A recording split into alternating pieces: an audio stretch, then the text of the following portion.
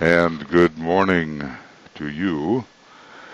I hope that it's not as early for you as it is for me. You know, Tuya and I are doing these ASK webinars, or rather broadcasts. You know, ask and you shall receive, seek and you shall find, knock and it shall be opened unto you. And it's an invocation for the forces of light at this time when a great clash of objectives is occurring. How I've always looked at this is the contrast between the sub-diaphragmatic chakras of humanity and the super-diaphragmatic chakras above the diaphragm. And I think it is, a decisive kind of clash, which needs to be harmonized under the incoming fourth ray. But right now it has some very, very rough edges and is leading to all kinds of dangerous violence, almost mindless. It's the desperation of the sixth ray before it really goes out of incarnation, and unconsciously this sixth ray is sensed as leaving by those who are on that ray, so some kind of ontological anxiety possesses the people who are fanatically on this ray. So we need to invoke the souls of the nations and protection for these nations. We're beginning, of course, with Europe, and then we expand to the whole world. Europe seems to be the hot spot at the moment, that in the Middle East. Anyway, so I moved this backwards in time, this SOTI webinar number 15, which is still on the Eternal now. So you kind of wonder how you can move it backwards in time at all. But for me, it means 2:30 GMT. And for some of you in Europe, I suppose it means the impossibility of attending because, it would be just extremely early in Central Europe and almost impossible for in England and so forth. But for America, maybe it makes it a little more comfortable, and then for Australia, New Zealand, it certainly makes it at least possible. There's so much and so little to talk about at the same time when dealing with this, for me, the subject of all subjects, how things really came to be and the psychological nature of the universe and the supra-universal process. When I use a word like supra, it means that which is above. You cannot help but speak in dualistic terms because language at the present time is dualistic. DK has told us that we do not yet have the language of the monad, but of course we're trying to develop that. And by the way, in terms of these Ask webinars, I sent to everybody in the chat box, and it's in the chat box, what is our link, because it's always the same link. Today we're focusing on Germany, which is a country of 80 million people who has there's a lot of karma going on there, and there's much social division going on in terms of how to bring together the different civilizations which are representing the asylum seekers and the residents. So it's very much like, in a way, energy's moving from below the diaphragm to above the diaphragm. And I've given you the link if you wish to tune in with us on the broadcast. I'm going to end our discussion about a half hour before we actually have the broadcast, which is simply a meditation of about 35-40 minutes. And then Brett has kindly provided us with a link to store these programs. There may be only one there right now. I'm not sure, Brett. You can correct me if I'm wrong, but they will be stored there on Makara. And I've given you the link to go to Makara if you want to hear any of them or participate in any of them. You know, we're going country by country, and of course a certain amount of articulation is needed. If you think about it, you know, we're not looking for the homogeneity of nations like we have the homogeneity of absolute reality. We're looking for a well-defined soul expression of every nation, and this means that each nation must discover its soul, grow into its soul, and express for the welfare of the whole its soul nature, its soul ray and then personality ray, and its soul astrological sign, and then its personality astrological sign coming under the soul. Soul sign. So I've given you that where you can go and over the days you can pick up any of these meditations if you would like to do so. This all came as kind of an inspiration to Tuya, you know, and we both have a lot of Aries, so we acted fast and offered to everybody this twice daily meditation on understandable things. So we'll go at least until December 9th with 2 times a day, and then we'll see after that whether it will be once a day or whatever, or continue with 2 times a day. We're not quite sure. We're improvising as we go. Friends, I'd like to say to you, don't get stuck in the language I have generated here. If this language begins to mean something to you, that's great, and if it doesn't, then just put it in your own words. The main thing to realize, as I often emphasize, is that we have an inviolable, it can't be violated, an inviolable oneness which always exists in universe and which it takes a long time, even as a human being, to begin to realize. We have to live, we have to appreciate this oneness, somehow realize it, see with real eyes, as my old teacher used to say, okay, see it with real eyes instead of just your suppositions. We have to realize this oneness, and it all sounds platitudinous, you know what I mean, until it begins to become a real thing for us, a real realization. And then beyond realizing the oneness, we have to identify as the oneness. And this means that when, you know, we have 2 identities. We have the identity which we have as a tiny emanation of the one, even while being the one, and then we have the one itself, and the one we have called the universal logos, and you know that's way beyond you know anything that we can really grasp. We can hardly approach the planetary logos, and we live on a most tiny and non-sacred planet. Yet this great sacred being for us is the initiator. For us, it is truly the one initiator. We can barely grasp that, but you know, I've allowed the mind to extend into these areas so that we can begin to ascend the ladder of logoi. You know, logos is a god, a rational God, and we can go to the solar logos and the local cosmic logos and the super cosmic logos, the one about whom naught may be said, and we usually stop there, but obviously you can go on and on. We even have charts the Tibetan has given us, which in my view go beyond the one about whom naught may be said, and but still that's just the beginning stages, and on and on and on it goes until we arrive at the one being of universe, and you know, without inflating ourselves and without forgetting that we're this tiny little extension of that being, we also have to realize that we are that being itself. I am the one I God, you know.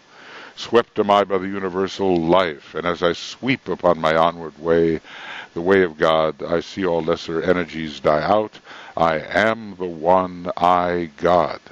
And on it goes with other necessary identifications. So even though my language here may seem a little bit like over the top, the concept is simple. And it's all so simple that it ends up being difficult because there's so many things in the way, you know. There are so many normal perceptions and thoughts and feelings and, you know, energy movements and all that stuff in the way from perceiving and becoming the substratum. You know, the substance. When we talk about substance, we usually mean matter, but not in this philosophy. Substance is that which stands beneath and under and more real than any perceivable thing, or I just call it a perceivable, making an adjective into it. So, you know, just giving you, in a way, a little bit of a rundown on that, so you do not feel overwhelmed, as I often do, okay?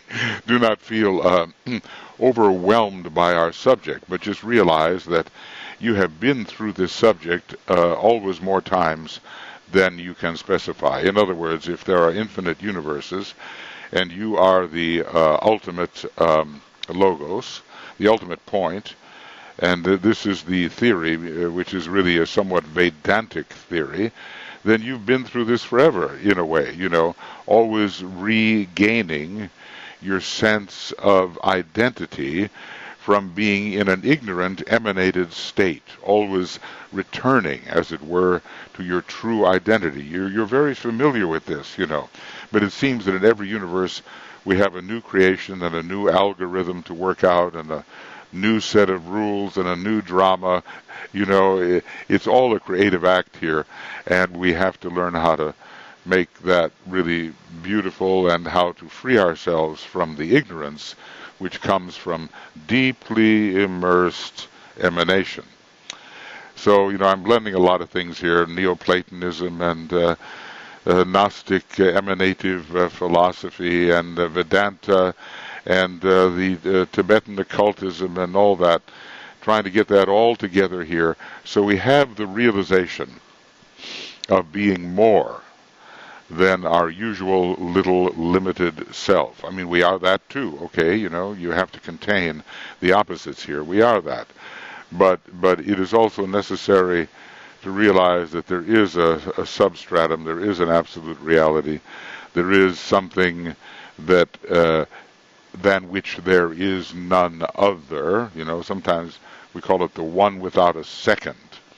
In other words, just the first without a second. I don't mean a second of time, I mean any other. So we have to realize that. And that's been a passion in my life ever since I met my first real teacher who lived that. You know, a man with 6 planets in Pisces and Leo rising. The whole question of identification was going to be huge for him, and he somehow really, he made it real in his life, and he had such an effect on me that I just have never been able to shake it. It was just one of those lasting impressions. You know, I studied with him for about 7 years back in the 1960s, and it has guided my way through everything in this incarnation, even as I was learning other things. So I'm trying to share that with you a little bit, groping as I am after the full realization. But I suspect, you know, that the full realization doesn't really come until we have realized ourselves as the one, and eventually, you know, as the universal logos itself. It all sounds preposterous to people, like, you know, I'm Napoleon, I'm Marie Antoinette, I'm Cleopatra, and all that nonsense. How can you say you are God? Well, the wisest people in the world know what they mean when they say, I am God. It doesn't mean that you have the full active power of the deity on its own level, but you are an extension of the being of God, and one day will be retracted, emanatively retracted into the fullness of expression, and realize that you always have been that great deity. So I'm assuming that these kinds of thoughts can be of some value to all of us. I'm assuming that it will make it possible for us to live a better relative life more in line with our discipleship objectives, and not provide any means of escape whatsoever, but really provide a huge responsibility which we must carry out. All right, well, this has been my little preamble, so to speak, and because I always want to make sure that we do not get lost. It's so possible to get lost in simplicity. That's the amazing thing. You usually think about some kind of jungle on the earth or in the mind where you get lost, and there's so many things you're lost. But I'm not talking about that. It's possible to be lost when faced with the great simplicity. Now, if I was on a different ray or whatever, I'm using a lot of third ray here, there would be all different kinds of approaches to what I'm talking about. So, this is my approach as a little emanation. But, if you find a better way, absolutely, you got to use that. And ultimately, everyone builds their own antakarana. So, you're inevitably going to find your own way in. And I'm not saying I found my way in. I think, I feel like I'm knocking at the door of realization here. And I suppose that any being, even a planetary logos, a solar logos, a cosmic logos, whatever, would feel, because of their magnitude, which is not so great compared to the universe, that they're just knocking at the door of further realization. But that's part of the humility of it all, to realize the great and the small, and then finally to realize there is no great and there is no small. So, paradox, we're going to meet a lot of paradox along the way. Okay, well then let me go on with, maybe, I don't know, I'm kind of winging it, playing it by ear. If you have any questions about what I just offered you, I know I speak fast sometimes, and I don't even think what I'm going to say next, but, if you have any questions or comments, you're welcome to do that before we dive into the language, the language which I use to describe these matters. So I'm willing to, if you have any responses to that. Some of our usual crowd is asleep, but I don't mean you. I mean, they're in Europe and it's just too early. But on the other hand, some of you are from Europe and you're here, so good for you. Okay. All right. Well, look, let's get into it. I don't know how far I'll go. I call this part 3, and I do. I have finished now in this book called Seeds of the Infinite. I've gathered about 10,000 seed thoughts, not quite, 9,500. And it's 3 little books so far. And I have another couple, 2 and another half books to put down, but I'm going to begin to arrange them, in some kind of order, if I possibly can do that, these thoughts. And some of our programs will be very simple. They may just be a contemplation on a simple seed thought.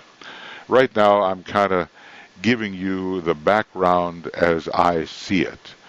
And I realize, it's possible to cover with many words what reality is. It's almost a third-ray liability. But I'm at least trying to give you my perspective on this. And so it's a bit of background material, and it's not as simple as it will be as we move along, if you have the patience to stay with it and don't get utterly frustrated by all this verbiage.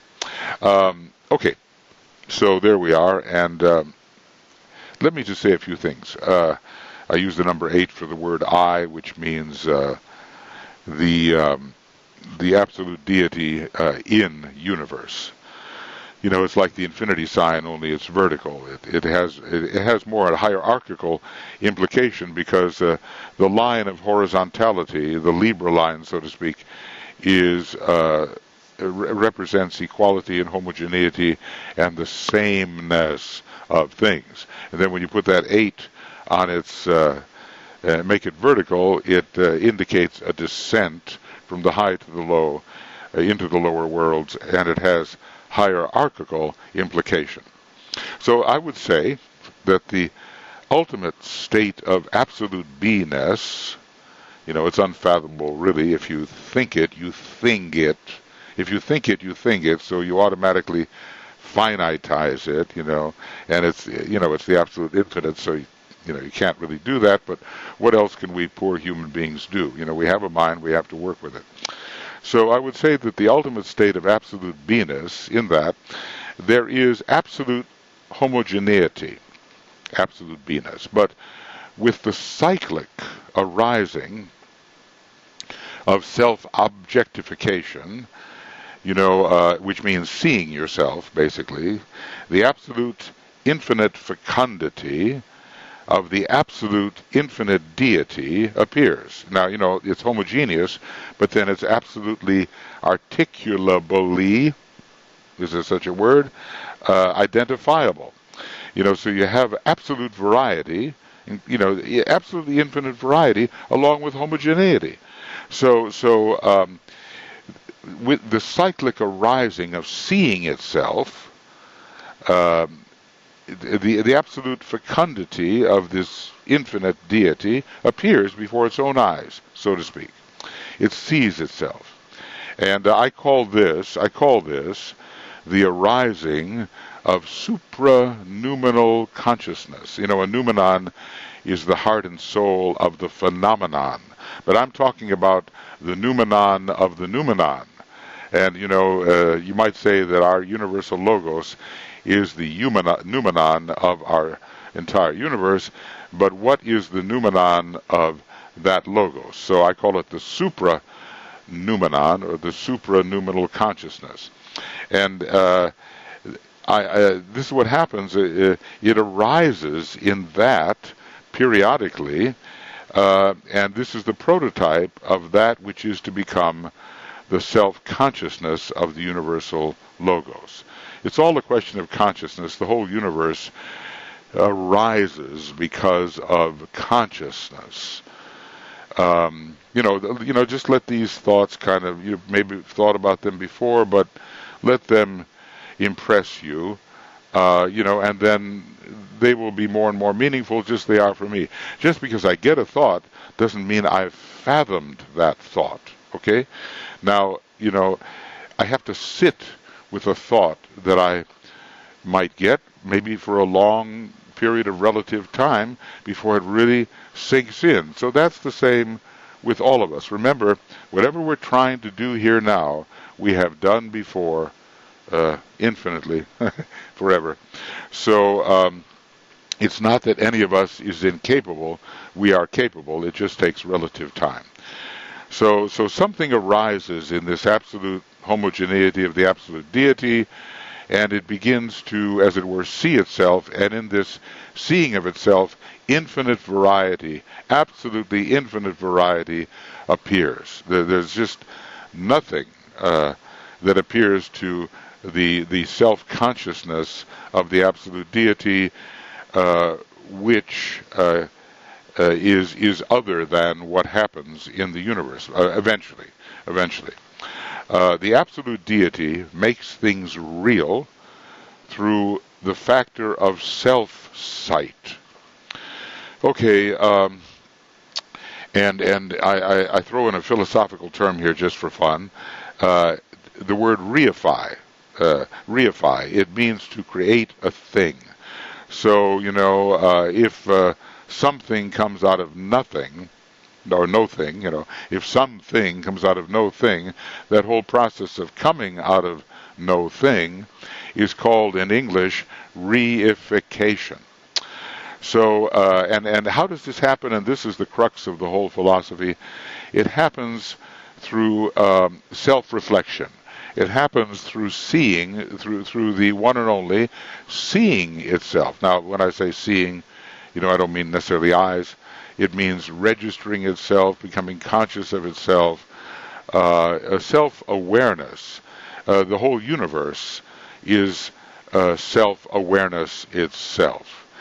It's not only the product of self-awareness, it is self-awareness. And underneath all this, so just get the idea that this great supra beingness In it, consciousness arises. See, this takes us back to the secret doctrine, doesn't it? You know, Madame Blavatsky is talking about a lot of this kind of thing in the proem of the secret doctrine, in the early stanzas of the stanzas of Xian. She's talking about these things. I've tried to render this into kind of a psychological approach to creation, to self-becoming. You know, the one and only self has nothing other than itself. It can't reach over here to a bunch of material and saying, okay, now I will take this material and make a universe. That is a kind of a primitive notion, you know. God woke up and said, I'm going to create a universe, and he created it out of something other than himself. That just can't be. So, you know, whatever you see is God. It begins with the one and only self, and it is the one and only self, which cannot be limited. Okay. So, you know, we'll have to ponder on these ideas. That's where the second ray part comes in, you know, that pondering, that sitting with something, you know, that meditating upon it, that associating on it until it begins to make sense and it hits you. And where does it hit you? It might hit you in your heart, you know. That might be the seat of understanding. There's kind of an understanding that occurs in the head, very necessary, and then there's, I get it. You know, it's an intuition. It's a heart understanding. And it's an identification, you know, to know something is good, to love something is better, and to be that something is the best. So we're all on the road to realizing that we are the very thing we are contemplating. Okay, so self-sight. You know, I like to write music a little bit, and when I wrote the Virgo solar fire ritual, I got a bunch of philosophy in there. I don't know why a lot of it came in the Virgo solar fire ritual, which, by the way, is now available to us. And gosh, I don't even know where to go to look for it. But if you would like to have a copy of that music and the philosophy in it, just let me know. So anyway, I developed the whole idea of self-sight in that Virgo ritual. Now, we're always, you know, kind of observing ourselves in a way, but do we realize that self-observation is an act of creativity? And the observation actually creates something. It doesn't just register what's there. It actually brings to life all that is inherent in the object. Anyway, the absolute homogeneity does not really cease its essential homogeneity. You know, you might think, okay, well, God, the absolute deity, begins to see itself, and so it changes into something else, and it just changes into more than one, and the seer and the seen and the seeing. And what happened to the absolute homogeneity? Well, in my view, anyway, it never ceases. It always continues to be exactly what it is. But even though that is the case, now the SUPRA-NOUMENAL, you know what I mean by that now, it's all occurring in the post-prolaic or pre-prolaic world. You know, the whole universe disappears. We call that prolaya. But is anything happening when that happens? And my assumption is, yes, infinitely many things are happening all at the same time.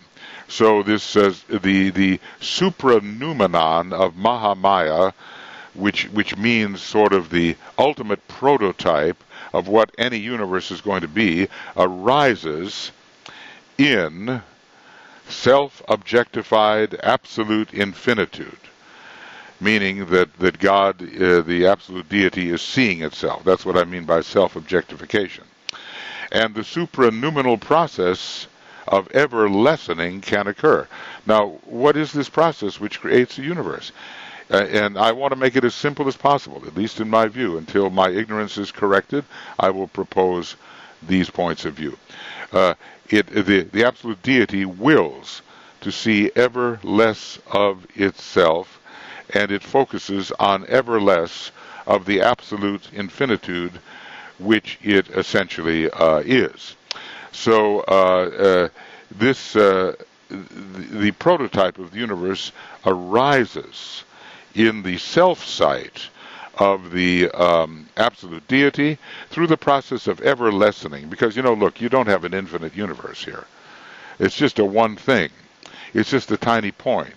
It's a universal point.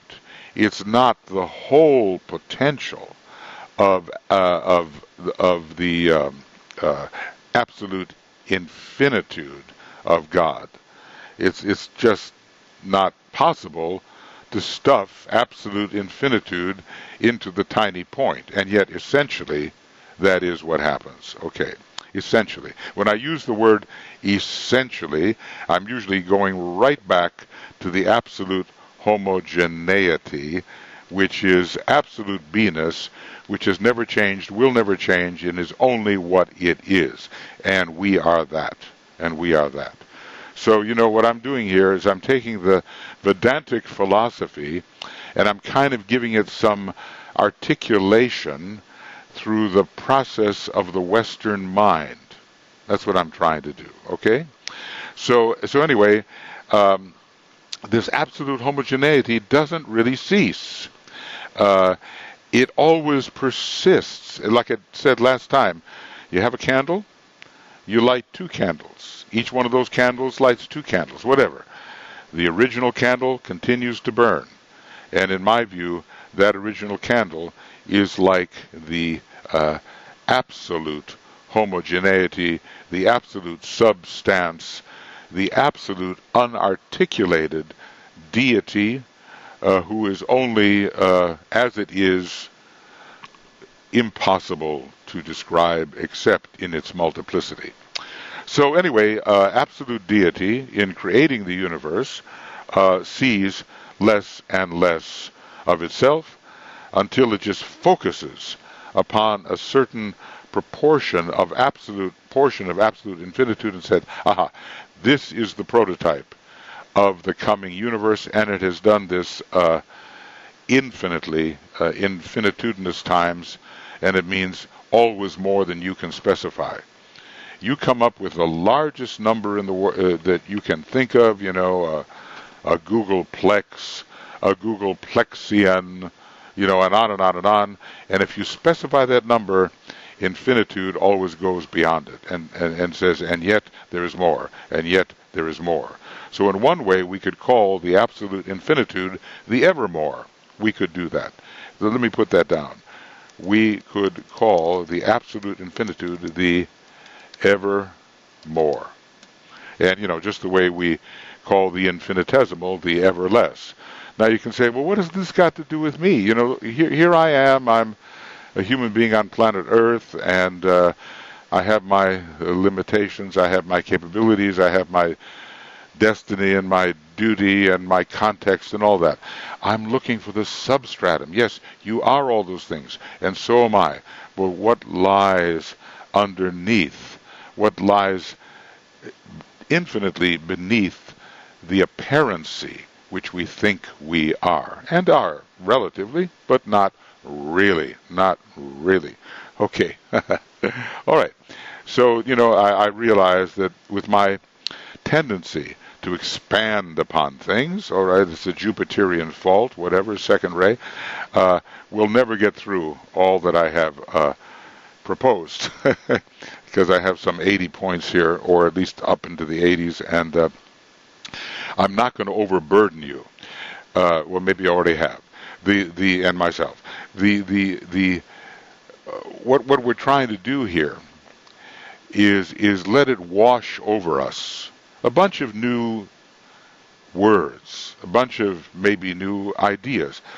Don't get any anxiety about it. Just let it wash over you, and eventually the profound Mahamayavic dualism of this and that will, lodge in our consciousness in such a way that it will always be in this universe a part of our reckoning about reality. Now, okay. So anyway, God sees ever less of itself. I try to keep things simple in some ways. And, while always being exactly what it is, it focuses on ever less of itself. It's like what I would call let me call it by a new name here. I'll call absolute deity focuses on and I'm going to call this a creative algorithm, which means it's going to be the content, the potentially creative content of the coming universe. It's just a finitude compared with absolute infinity, and who knows how this focusing is done. I'm just assuming that every new universe is a new creative project. Very, very, very limited, but a new creative project, a new drama, a new dance, a new expression, something artistic, if I can call it that. And every time there are new rules, or maybe some rules absolutely abide, but there's just new combinations, as Master Morya says.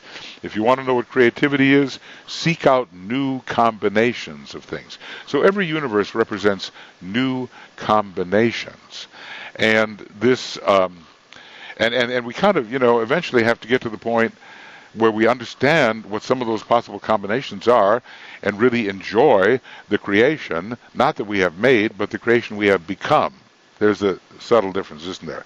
The creation you have made and the creation you have become. See, the self-becoming one is the universal logos, and even more the absolute deity.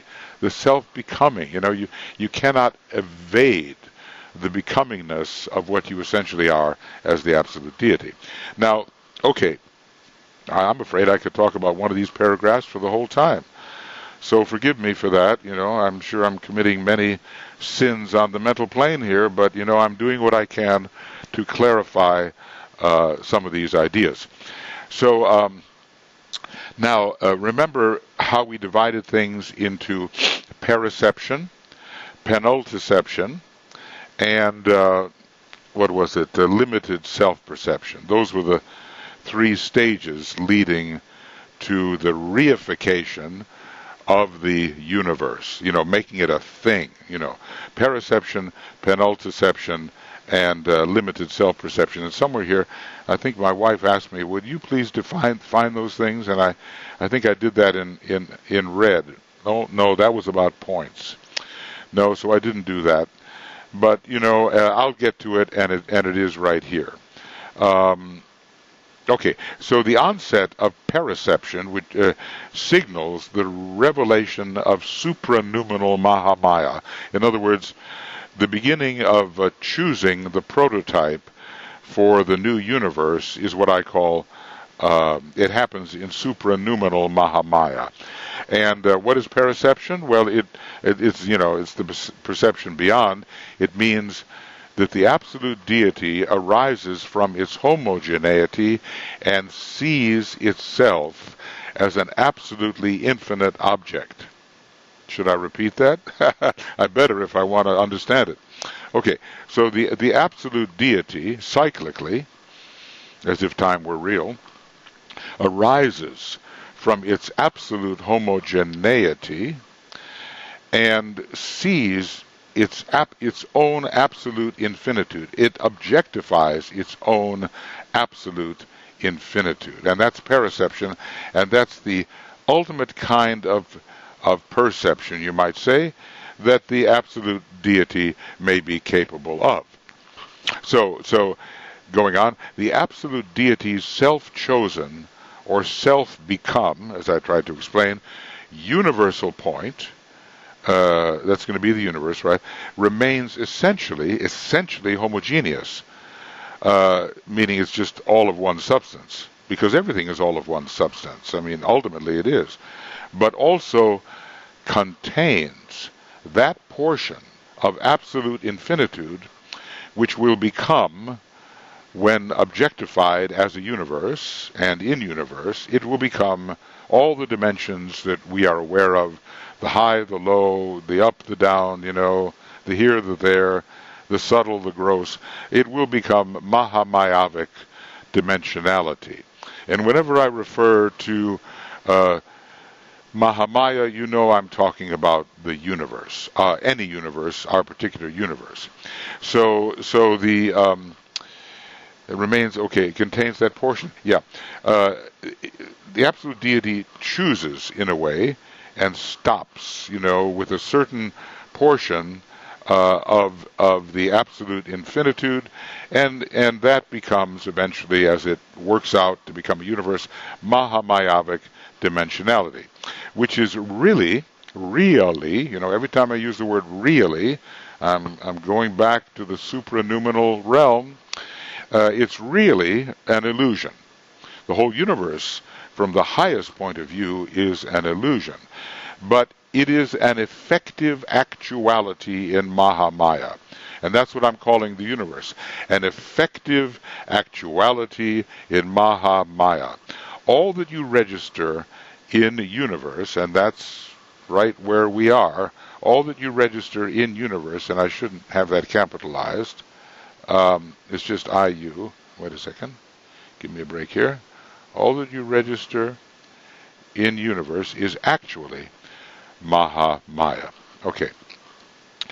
So that's how we descend through from periception, and then we go on through penultiception, where we're perceiving an infinitude of infinitudes within our supranoumenal state, and then finally we get into the finitudes. Now, how you cross from the ultimate finitude to all of the contained infinitudes into a finitude, which is a concrete, bounded thing, well, that'll be the subject for another discussion, and as if I would ever know it, but what I can do is speculate on that. Okay, so the universal true point contains, and that's the universal true point out of which the universe comes, contains somehow Mahamayavic dimensionality. And we have all these planes, and 49 planes, and superplanes, and that's all dimensionality, but none of it is really real. It is actual in universe, it's not really real, and cyclically we have to deal with the actuality as if it were the reality. We can't run away from the universe because we are it forever, cyclically, forever. So we have to, even though we know that it does not appear as the ultimate homogeneity, we know, in fact, that deep down it is that, but its appearances are not real. And that's why the ancient Vedantists used to say, hey, it's all Maya. It's all Maya. Now, it doesn't really give you an excuse to run away from it. You have to participate in the creation you have become. You have a part in making it beautiful, in making the dance supreme, in making the drama exciting. You have a part to play there because you are sort of inherently a part of it. So you can't run away from it and say, it's all Maya, I have nothing to do with it. No, that is a split. It's all Maya, and I have everything to do with it because it is me. Or it is I, to use the more proper English. So, okay. So the universal true point, which is the origin of the universe, contains Mahamayavic dimensionality, but no real dimensionality in the capital R sense. Ultimately, the only reality, I bolded it, is the absolute beingness, which knows itself not, in the ultimatized state of homogeneous infinite essentialization. I used to think, living here now a lot in Finland, that the Finnish words were long, and they are. I think the longest word you can just about ever get must be a Finnish word. It goes a lot beyond anti-disestablishmentarianism, which is supposed to be, in English, our longest word. But infinite essentialization is the state of absolute homogeneity. So it always puzzled me, Madame Blavatsky speaking about the great breath, which knows itself not. And I said, well, how does consciousness disappear? And is this really true? But what dawned upon me is the state of beiness is so absolutely infinitessential that it is just infinitely beyond anything that can be known per se. Every time consciousness arises, it is a great limitation, even an infinite limitation, upon the state of absolute beingness. And so I don't think we have to worry about things getting dull when we're in a state of absolute beingness, because it's just like the ultimatized state, so far beyond consciousness, infinitely beyond consciousness, that it, in the conventional self sense, it knows itself not, because all self-objectification has been withdrawn into itself. And then later self-objectification will arise, and you'll start getting a universe. So finally there's only one ultimate reality which knows itself not, but is so full of beingness that it is the ultimate state. And I call that the infinitessence, or homogeneous infinitessentialization. And forgive me for that word, but maybe you begin to know what I mean. So in universe, as we start evolving, and I call that evolution retractive superimposition. I begin to say, I'm not just myself, I'm you. Oh, I'm not just you, I'm the group. Oh, I'm not just the group, I'm the planet. Oh, I'm the macrocosmic whole. We gradually start to superimpose the point we are on all of the points, and we realize the identity of all points. So in universe, that's where we are now, and we're evolving. The retractive superimposition of true points is the way to return to the universal homogeneity of the universal logos. The universal logos becomes all in all, but remember, it's just a tiny point. And now here comes, this is a tougher one. And I tell you what, I'm talking about these things in an unveiled manner. Like usually I would say, well, how much can people really understand? How much do I really understand? I have to modify this. I have to qualify this.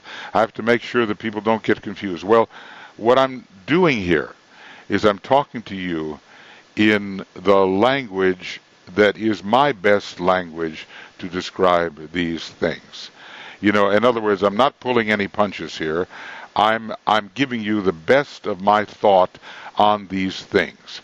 If it seems, just too much and whatever the heck this is, then I apologize for that, but I'm not veiling my thought from you. I'm giving you both barrels of the shotgun here, and I hope we can all stand it. Okay. Happens when you talk too much.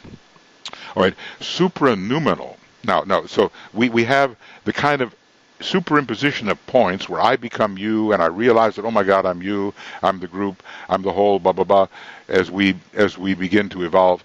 That happens in universe. But I'm proposing that when the Mahapralaya comes and everything in the universe disappears, that there is something we call supra-noumenal superimposition after the Mahapralaya.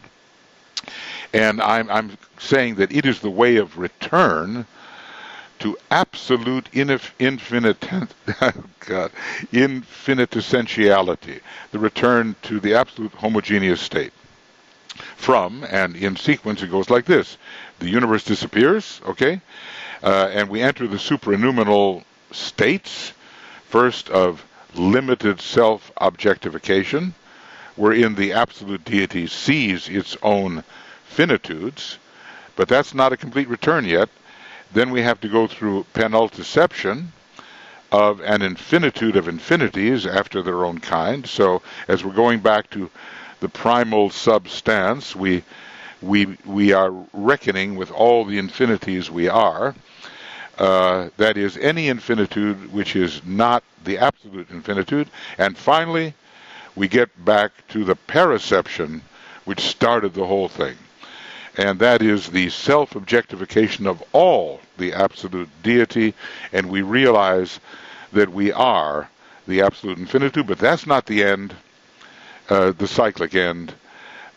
We go back to absolute beingness, in relation to which any lesser state of supranoumenal consciousness is an infinite limitation. In other words, finally and cyclically, we become or re-become, are absorbed into the substratum of all the absolute homogeneity, which we have always been and never ceased to be. So there are some of the paradoxes that are involved in this process. Oh, Lordy. Well, okay. I realize that one can only maybe say so much about these things before, we get on to overload. So, I'll say just a little more, and then I'm going to, I'm not going to go to point number 88 or whatever it is. I will spare you and me that overreaching. I'll spare us that. And I will just say that a true point in universe, which we all are, and which the universal logos is, only seems to have spatial dimension. The word seems is so important because the seeming is the Mahamaya. It only seems to have spatial dimension, and only myopically seems to have temporal dimension. So seeming means the universal logos is seeing itself. That's a seeming. Ultimately, and these are tough concepts, and I'm working on them, and I just propose them to you. Ultimately and really, nothing or no thing takes time, and no thing occupies space. Nothing takes time, no thing takes time, and no thing occupies space. Now, you can't live that way. You can't live that way in actuality. You have to treat the illusion as if it's real enough to really earn your attention and find out all about it, what you've become. But ultimately, and that's another one of my favorite words, just take it to the end, take it to the end. Ultimately and really, no thing takes time. There's no succession of moments. And no thing occupies space. Space isn't even real. It's a construct of consciousness. Except in the great Mahamyopic perceptual extension. That's, our universe. The great Mahamyopic perceptual extension in which we, as emanations of the one universal logos, are immersed. We are immersed in I like this, great Mahamyopic perceptual extension. Extension is not real. It's just a seeming.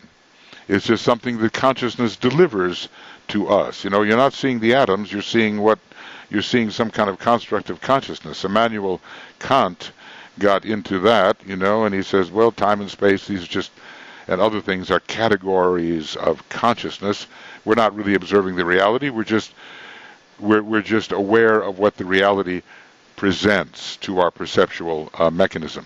So things, happenings, only seem to take time, and only and I'm going to put the word in here again, seem to occupy space. They only seem to do so because things are born of the limited self-perception of the universal logos within the realm of finitude, the finite realm.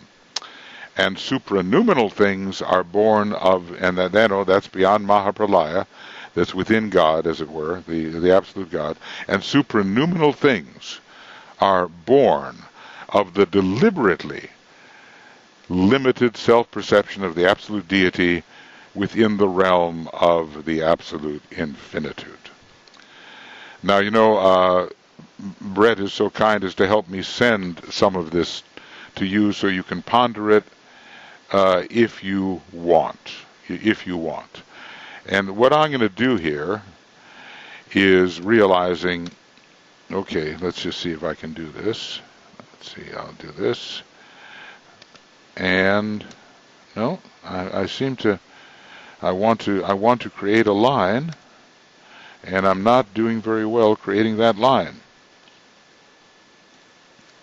No, I'm not doing very well at all. So I've forgotten how to do it, so I'll just do it the normal way. Okay? Ah, it happened. All right, sometimes we are lucky. So this is going to be the beginning of part 4 next time, which will be solidly into Sagittarius and not at the tail end of Scorpio, and we'll be able to continue along this line. I'm not sure how many points I'll be able to cover, but it's not important how many points I cover. What is important is that we begin to get a feel for the I-ness of everything. You know, the great poet Walt Whitman, the American poet. I love Walt Whitman. I recognized something immediately. Now, DK said he was a first-rate poet, you know, whatever. He had a Leo moon, and he was a Gemini, and I think he had Taurus rising, something like that. And his great poem, which is more than 100 pages long, is called Song of Myself. Song of Myself.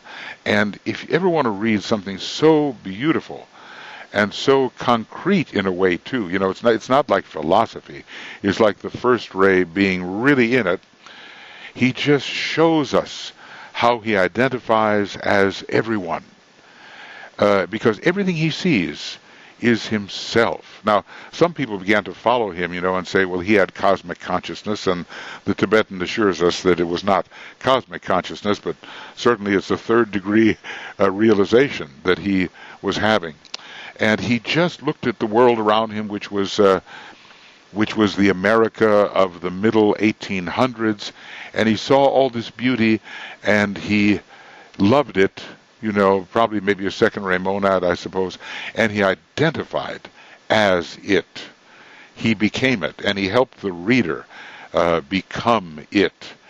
And you know, I just get chills when I think of it, because it's just so beautiful. It's so here and now, everyday perceptions, and yet the self was underneath the whole thing. And in spite of all the philosophy that I'm throwing at you here, that's finally the important thing. To look at everything, the slightest thing, and know it is yourself. I am the one, I God. I am the form in which all forms are merged. I am the soul in which all souls are fused. I am the life, and in that life all little lives remain. Okay, well, maybe I should be a better planner, but when I start to elaborate on these things, it takes more relative time than I imagine.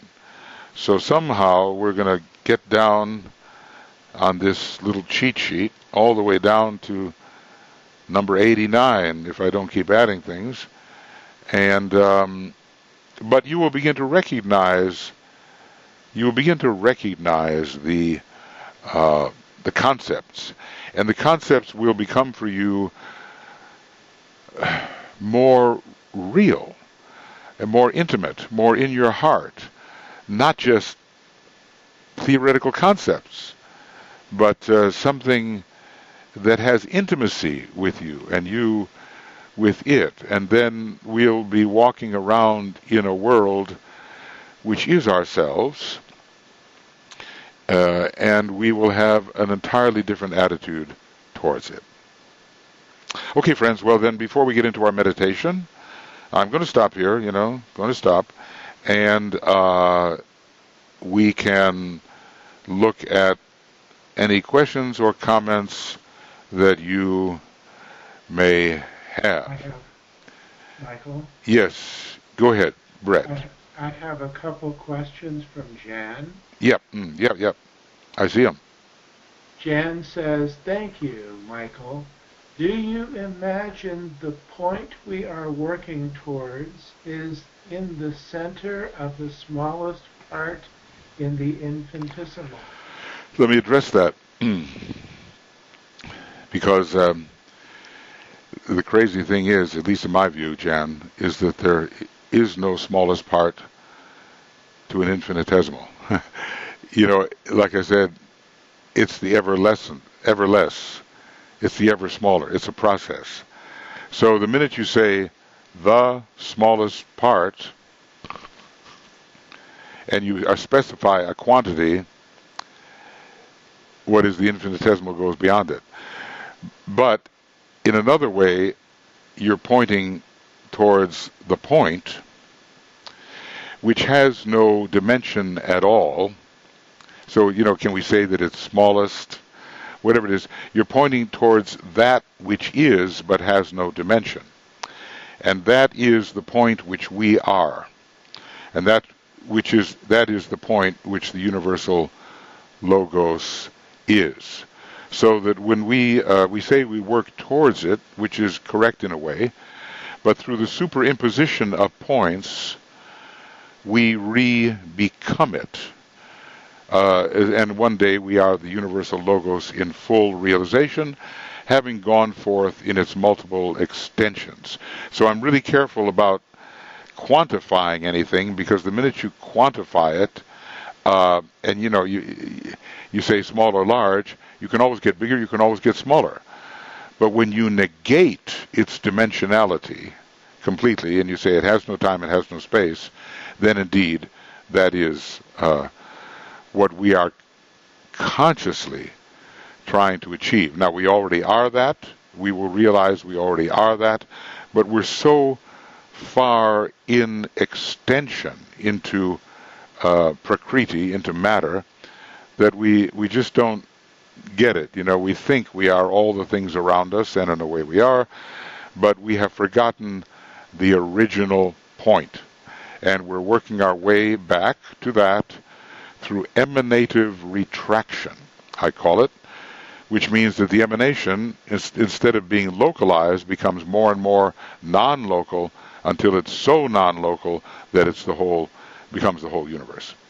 Okay, so that's my stab at answering that question. And what's the other one here? Jan adds to the first question, Yeah. saying, but I believe there has to be a cutoff point to go back. It has to exist somewhere. Okay, well now, and there's also another thing you say. I still seem to be holding the thought that we're all here to bear witness in our human experience to the evolution of well, yes, of course, that's absolutely true, to the evolution of humanity at this time. Absolutely.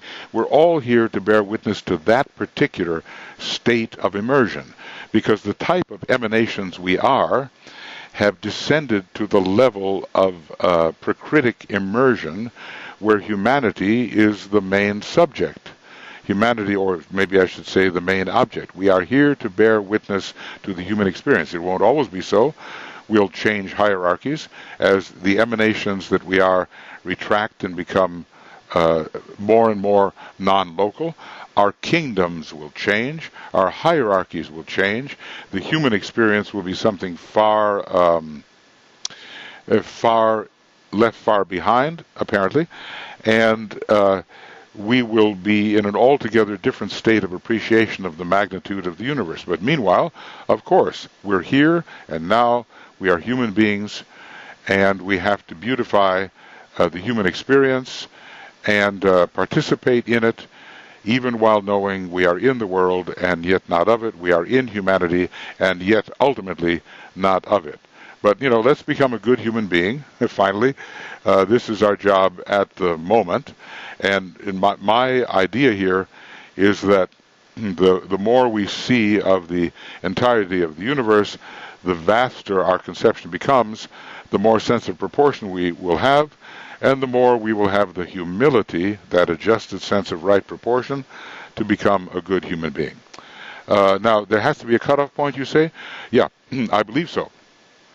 A cutoff point. That's kind of interesting in light of the idea of point. I talked about the UPE, the ultimate particle event.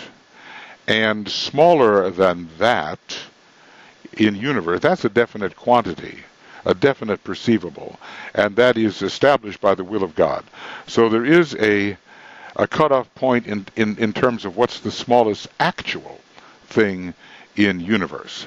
So, we are, the universe is finite. This is my premise. Now, other people will come along and say, hey, the universe is infinite and all the rest, and we can discuss that if we want to, and I have my reasons for speaking of the finitude of the universe.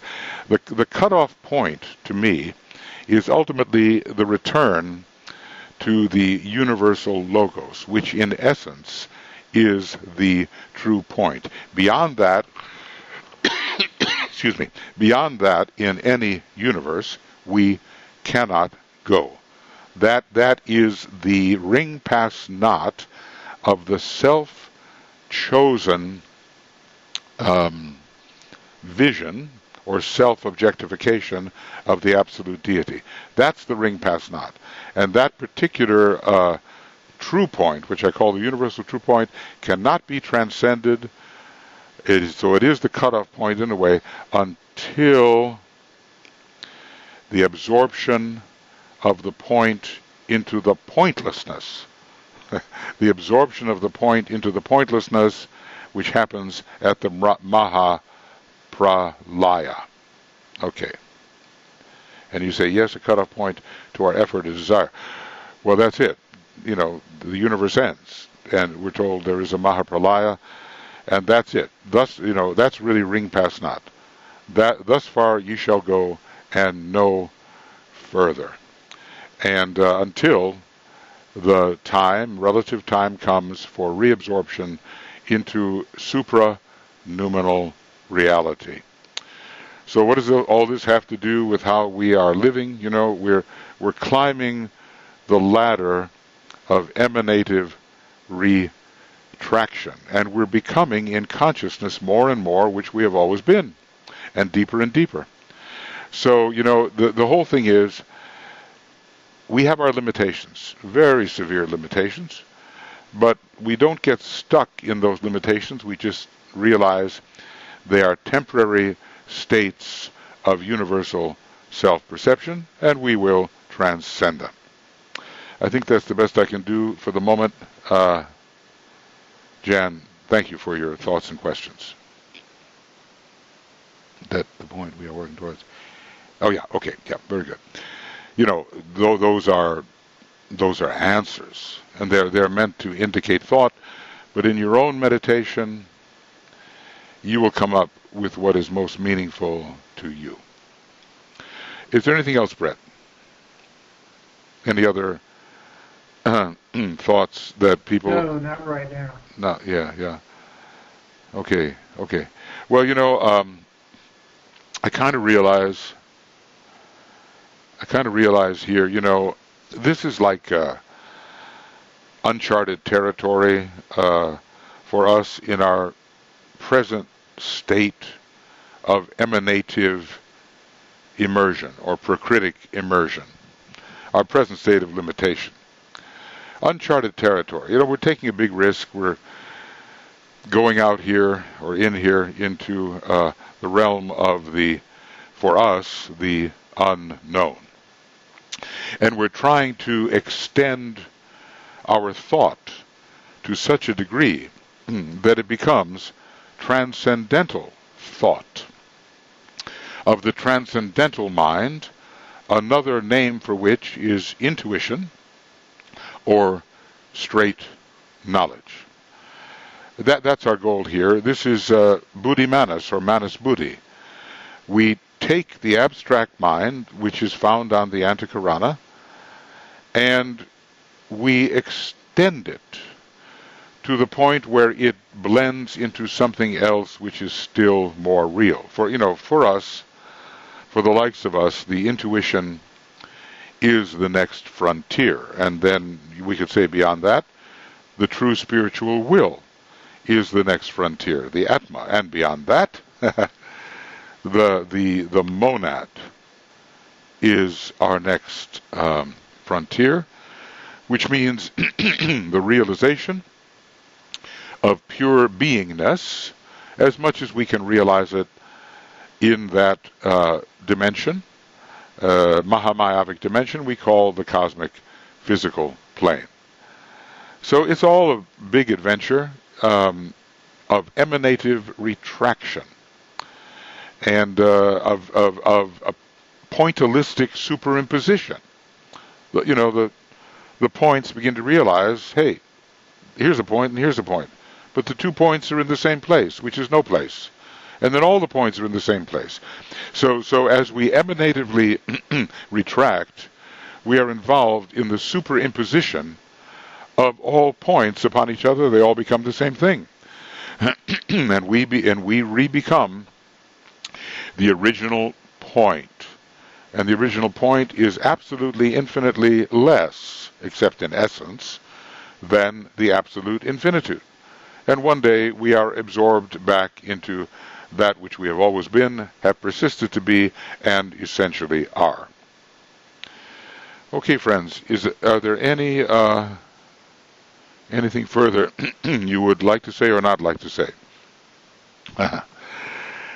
All right, I didn't get very far this time in time and space. But, I guess what I'm interested in is that some of these ideas begin to impress us in such a way that they become, really ideas instead of just thoughts, instead of just concepts. They begin to be part of our heart, you might say, the heart of things. And we live a more heartful life. And remember that the heart is the organ of unity, and we're trying to identify as the absolute isolated unity, as the isolated unity we essentially are. We will be masters of the wisdom one day, and the master lives in a state of isolated unity, but it's just the beginning. Just the beginning of the greater isolated unity, which greater beings isolate. So we're stretching. This is like some kind of mental aerobics or something here. We're stretching our perceptual and cognitive capacities until they become the true registration of intuition, which, remember, is a very small registration of intuition, because there's also intuition on the cosmic planes, the whole cosmic Buddhic plane. But what's that? What about the supercosmic Buddhi, supercosmic, and on until the 10th dimension is reached. The 10th dimension. DK tells us there are 10 dimensions in cosmos. A lot depends on how we try to understand that. Okay, now, friends, there are not too many of us have fallen off the cliff yet, so we seem to still be here. And what I'm going to do is adapt this coming meditation. We've done some of it before. And, I'll talk less, and we can hopefully participate more in the substance of what is being said. Okay. So this meditation, in a way, continues on the eternal now and on the Mahamayavic nature of the point in time.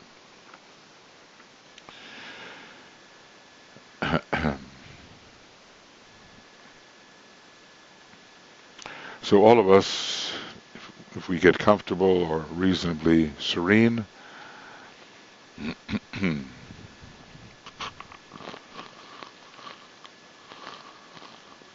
we try to realize that our truer self is a point of being consciousness. The point of being endowed with consciousness. And we are the observer, the true point.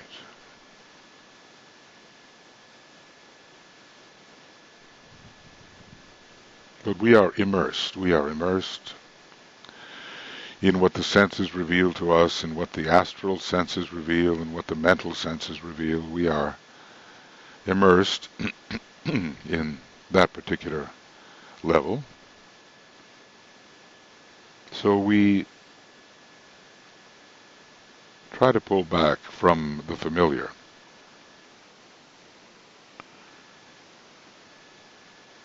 We leave behind the ordinary senses. We leave behind our desire world, we leave behind the many thoughts which may be running around in the concrete mind. We are something other than that.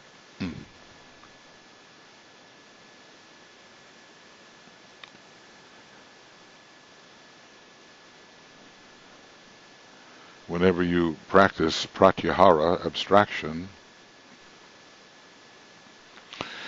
you are engaging in what will become emanative retraction. Standing back, standing back, standing back.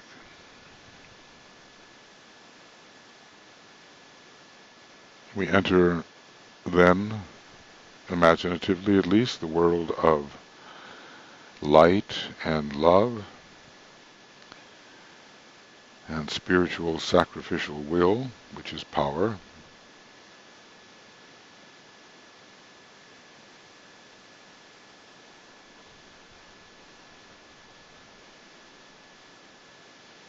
It's always here.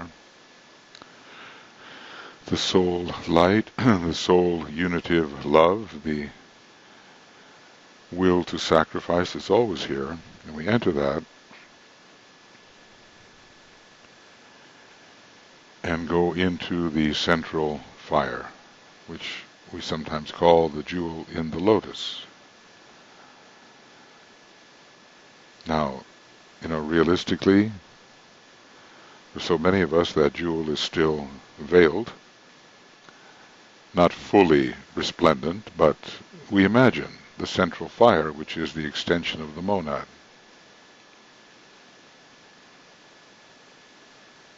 And then pure being comes closer to realization.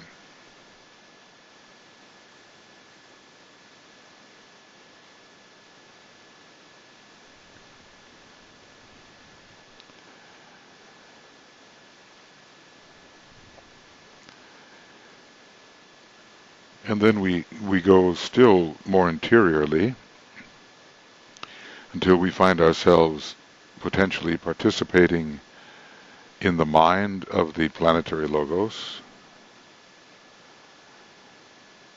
in the love and realization of the planetary logos. That's first the abstract mind, then buddhi, and finally in the will of the planetary logos. Not the full mind, full love, full will, because we're only on the cosmic physical plane.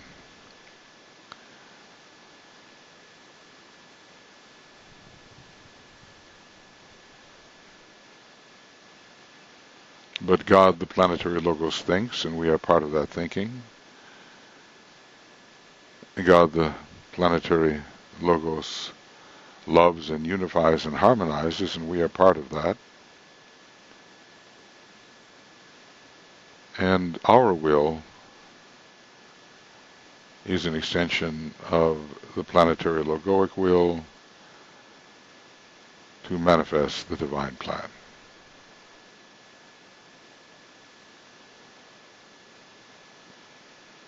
And one more step.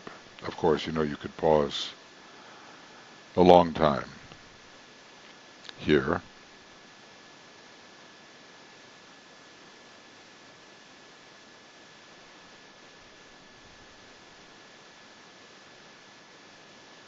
But one more step for the moment would be to imaginatively enter the field of the monad. It is more fully the province of the Chohan, or the sixth-degree initiate, but in our imagination we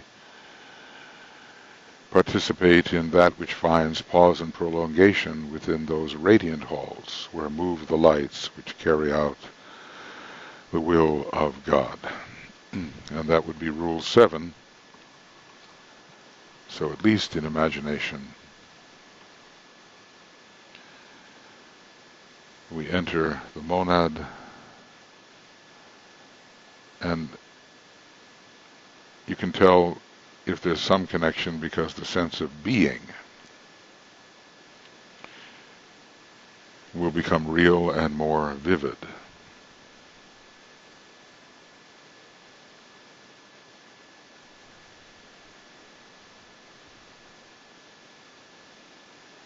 Now, if we are touching some aspect of monadic radiation, we can think in a much broader way, in a much deeper way, you know. What is infinity?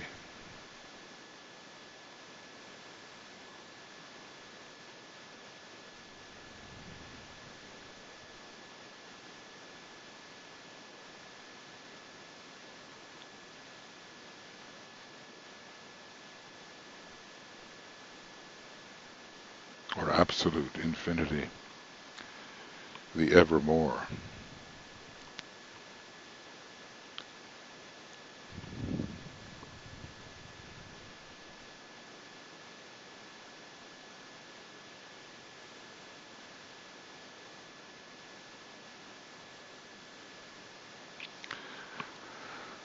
What is the infinitesimal?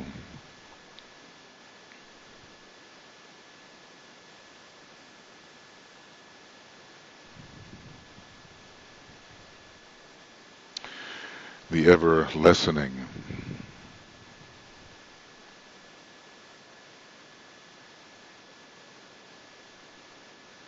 Just the way absolute infinity does not exist within the true point, at least the articulable whole of it can certainly not be contained, neither does the true infinitesimal exist in universe.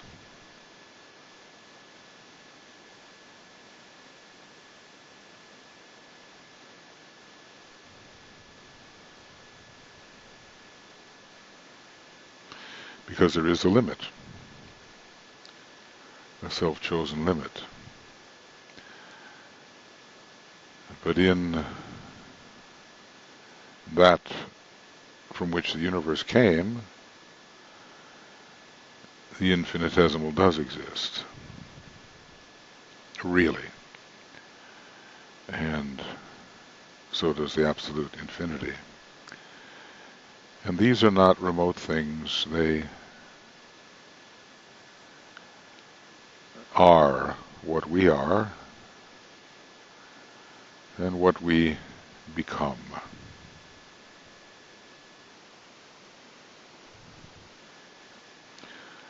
So the universe is just a speck.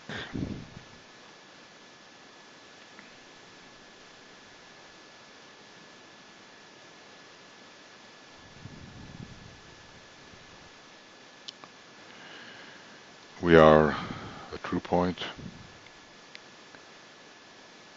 You never can measure it. Maya means measurable, and you can't measure it.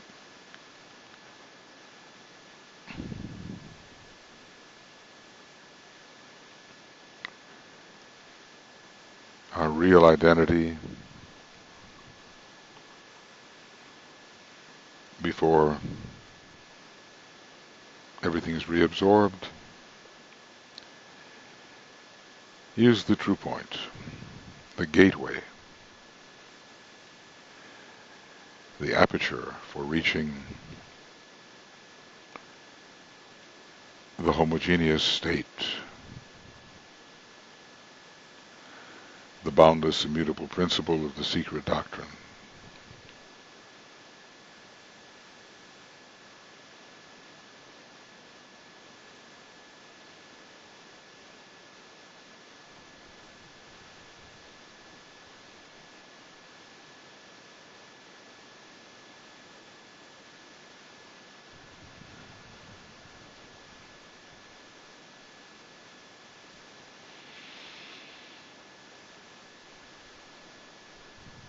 So to be pondered a long time in relative time. Now see everything, anything around you, anything whatsoever. It appears in a certain way, but do the mental imaginative exercise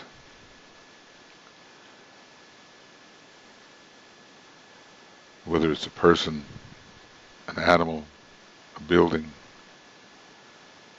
a planet, a sun.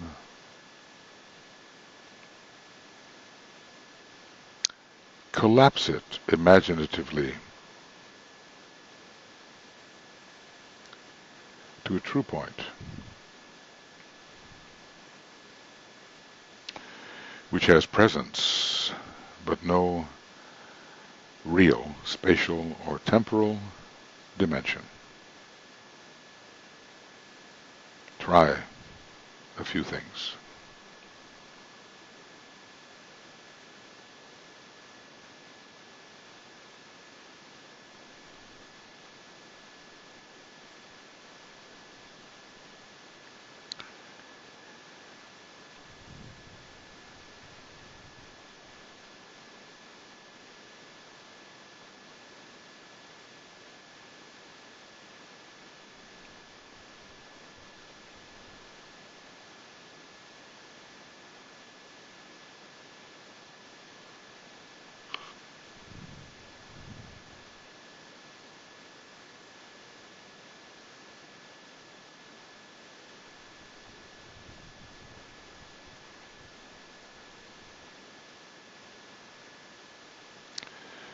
And we will see that whatever we collapse,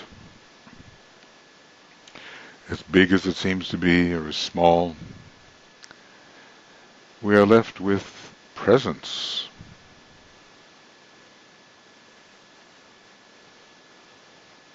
We just know that what we collapsed is.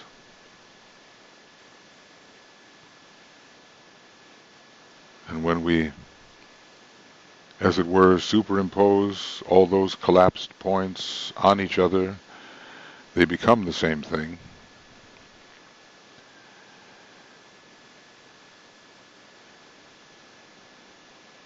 They all gather to a point, so to speak. And that point has presence. It is. But no extension in time or space.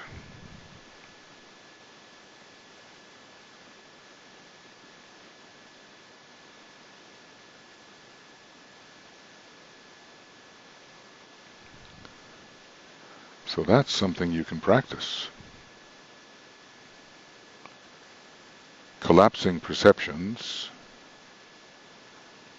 to imagined true points and then superimposing them until you recognize they're all the same thing.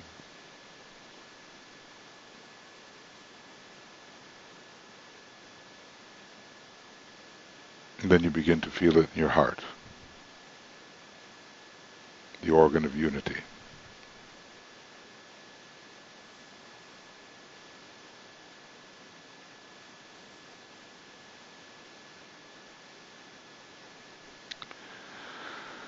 So, you know, this gets rid of egoism, doesn't it?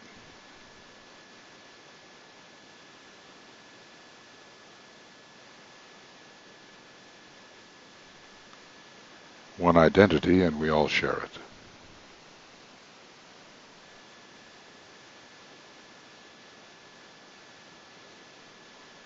In the universe, countless stars, galaxies, countless true points, all superimposed. Not way out there, light years away, but right here and now.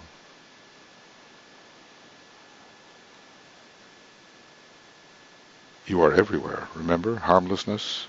You are everywhere. The expression of the life of the man who knows himself to be everywhere. Harmlessness.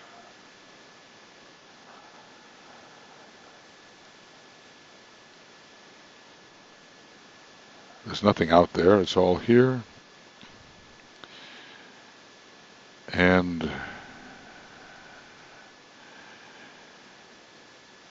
it's all one thing.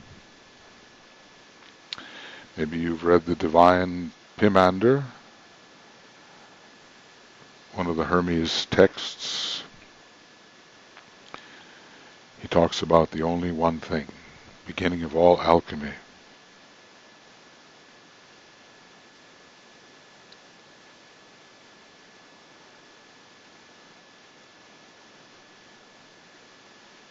So spend some time, relative time, superimposing true points, collapsing, superimposing, realizing the sameness of apparently different things. And feel the sameness in your series of heart centers ascending,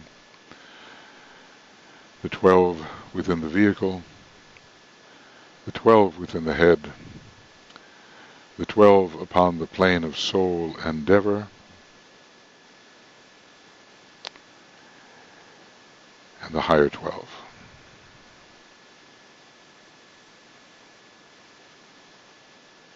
The greater 12.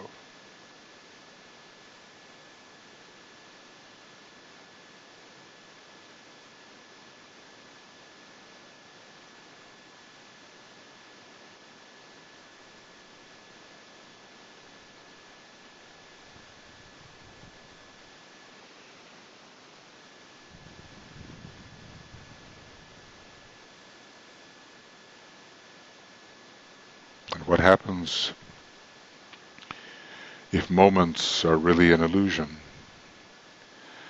and you think you can add one moment to another moment, but since they are ciphers, 0 added to 0 is 0, you can't add moments.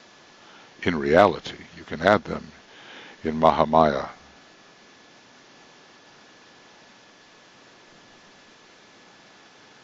What if universes and universes ago, I call them the you ago, are not ago at all, but are all somehow right now, the eternal now.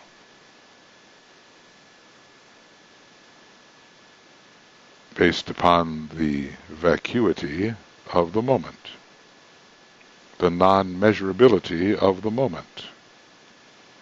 Maya is measurable.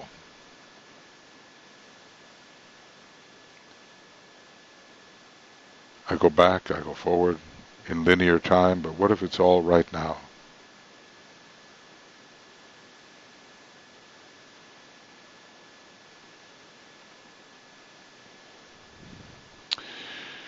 There's an old Christian hymn that tries to get at this idea, not fully, but it suggests it. 1,000 ages in his sight is like an evening gone.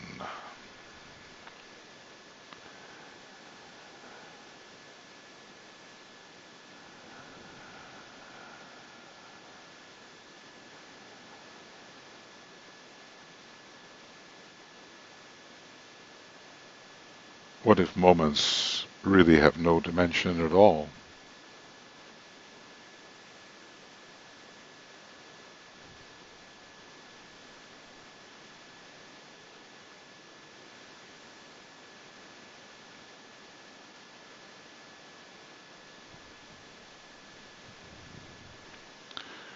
What if any time you have experienced as another universe, or in the apparent future as another coming universe, cannot escape the eternal now?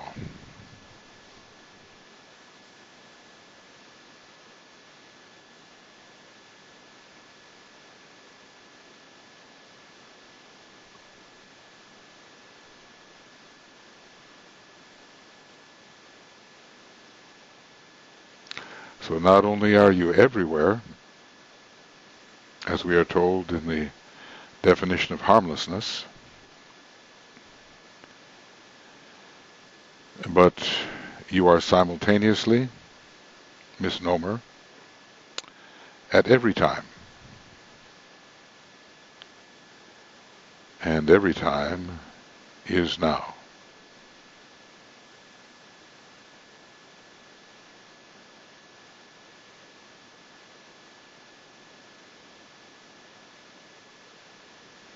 And that now has no dimension.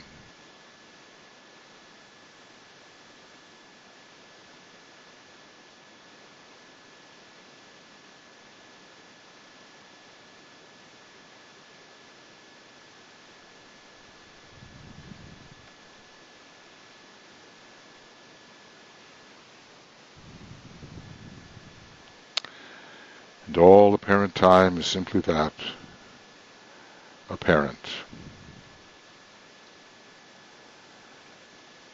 It's an extension in perceivability. A unit of space, a unit of time, just extensions in perceivability that we have to deal with, of course, but which have no ultimate reality. The eternal, homogeneous changelessness, which is the ultimate be-ness.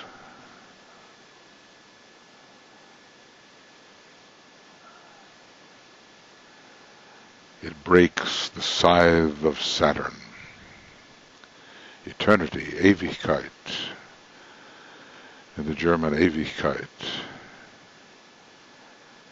Bricht die Sense des Saturns entzwei, breaks the scythe of Saturn in two.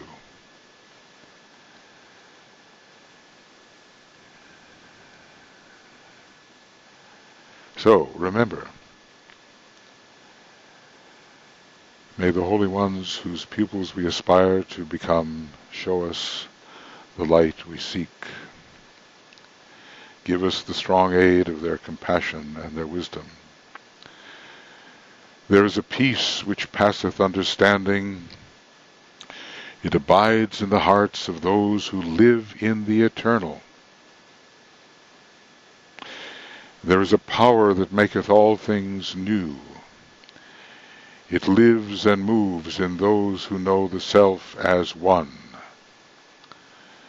May that peace brood over us. May that power uplift us until we stand where the one initiator is invoked, until we see his star shine forth.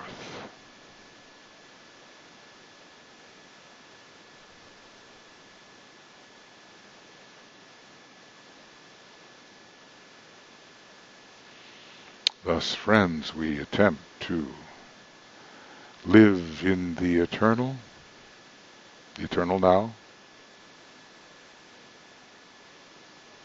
and know the self as one.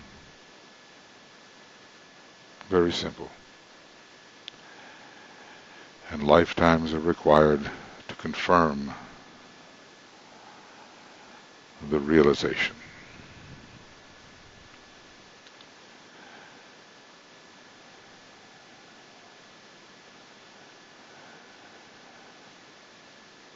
So, I'll say something a little contradictory. When you have a moment, contemplate the eternal now. Take the time to contemplate the eternal now. The momentless moment, which never changes. The immeasurable point.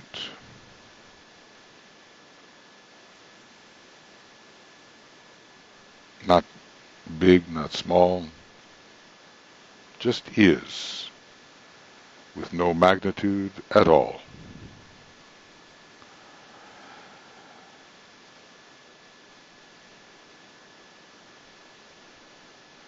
Get rid of magnitude, not to live your normal life, of course not, but when you deal with reality, get rid of magnitude.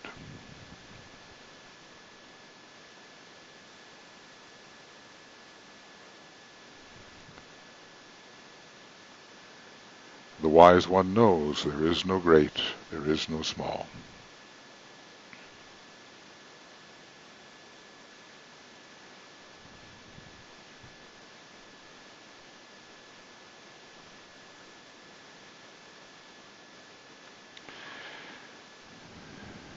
And now to make I've obviously improvised on this meditation, but we want it all to work out so that we are better servers, enjoying our self-becoming, the universe,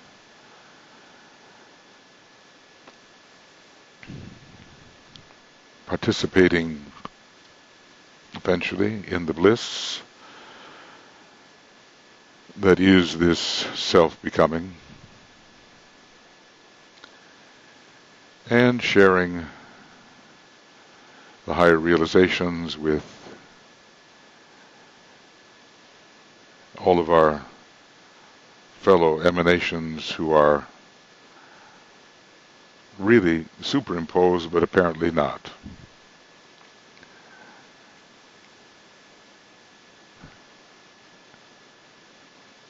We can work through the day, if I say to you, superimpose yourself, you'll know what I mean.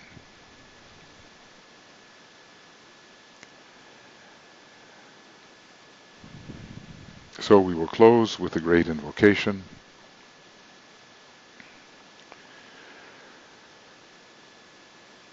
From the point of light within the mind of God, let light stream forth into the minds of men. Let light descend on earth.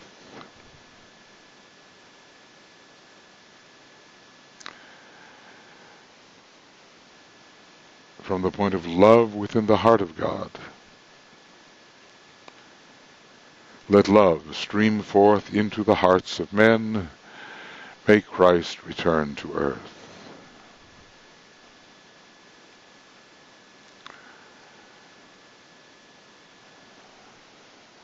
From the center where the will of God is known, let purpose guide the little wills of men, the purpose which the masters know and serve.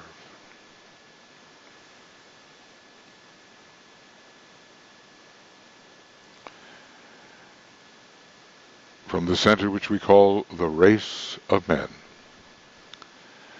let the plan of love and light work out, and may it seal the door where evil dwells. Let light and love and power restore the plan on earth.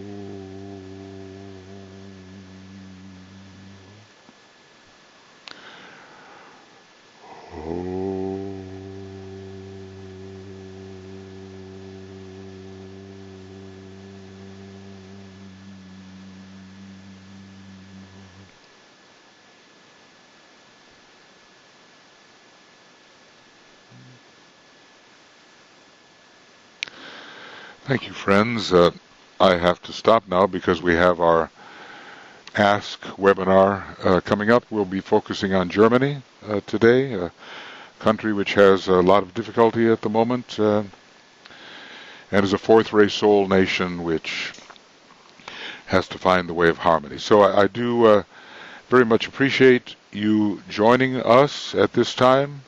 Time. How could you help it? How can you help it be there? And I'm just going to unmute you so we can all, I'll start from the top at bottom, and say farewell in relative time and space. And maybe some of you will be able to join us